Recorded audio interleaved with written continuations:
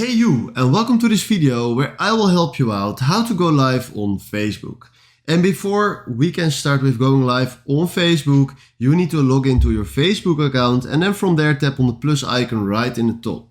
From there tap on live, and first we need to give access from our camera to Facebook. So tap on allow access, turn on the camera button, go back. And now if we tap on the plus icon again and tap on live, you see that we can go live with our camera. Alright, you can fill in here the public where you want to show your live stream to. So for me it's only me. You can add some effects by tapping on this icon if you like, by adding effects. For me it's not necessary, but if you like that you can add a lot of effects. And you can tap to add a description, so test.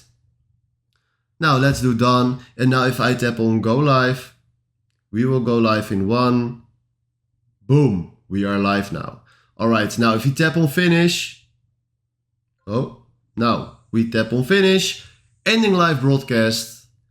And from here we can post it for 30 days or we can delete it for 30 days. I want to delete it. And this is how you go live. Alright, if you find this video helpful, please consider subscribing and give this video a like. And then for now, thanks for watching.